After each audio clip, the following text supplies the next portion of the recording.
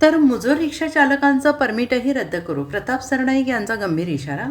मराठी भाषा शिकण्यासाठी वेळ देऊनही न शिकणाऱ्या मुजोर रिक्षा चालकांवर कारवाई करण्यात येणार आहे. त्यांना नोटीस देऊन 30 दिवसांची मुदत देऊन कारवाई करण्यात येईल, असा इशारा राज्याचे परिवहन मंत्री प्रताप सरनाईक यांनी दिला आहे. मुदत देऊनही मराठी बोलता आली नाही तर आधी लायसन्स नंतर परमिट रद्द करण्याचा इशारा त्यांनी दिला आहे. महाराष्ट्रात मराठी परीक्षेत 7,750 ऑटो टॅक्सी चालक नापास झाले आहेत आणि या रिक्षा चालकांना वेळ वाढवून देऊन संधी देण्यासाठी सरकार विचार करत आहे, असंही सरनाईक यांनी स्पष्ट केलेलं आहे. आज ठाण्यात मीडियाशी संवाद साधताना प्रताप सरनाईक यांनी हा इशारा दिला. राज्यातील 1989मधील नियमानुसार रिक्षा टॅक्सी चालकांना मराठी संवाद साधना नमूद करण्यात आलं आहे. मात्र गेल्या अनेक वर्षांपासून अनेक रिक्षा चालकांना मराठी बोलता येत नाही.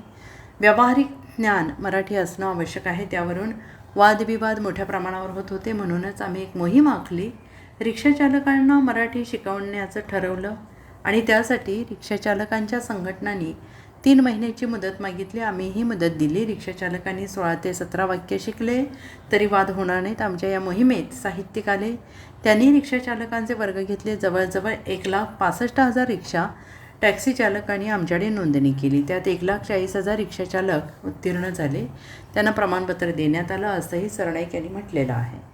जवळजवळ 1,65,000 रिक्षा आणि टॅक्सी चालकांनी आमच्याकडे नोंदणी केली. त्यापैकी जवळजवळ 1,40,000 यांनी ते प्रशिक्षण पूर्ण केलं आणि त्यांना मराठी भाषेचं ज्ञान सुद्धा अवगत झालं. कोकण मराठी साहित्य परिषद आणि मुंबई मराठी साहित्य संघाच्या वतीनं त्यांना प्रमाणपत्र सुद्धा आज उद्याला देण्यात येणार.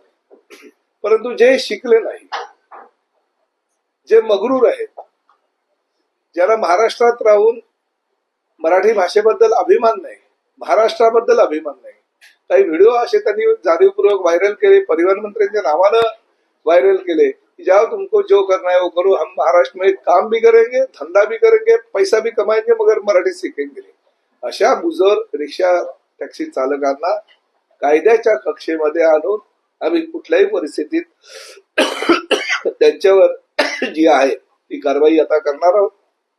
आज समारोपाचा कार्यक्रम आहे आणि समारोपाचा कार्यक्रम संपल्यानंतरच उद्या कॅबिनेट असल्या कारणानं परवा मी आरटीओच्या अधिकाऱ्यांशी बैठक लावली.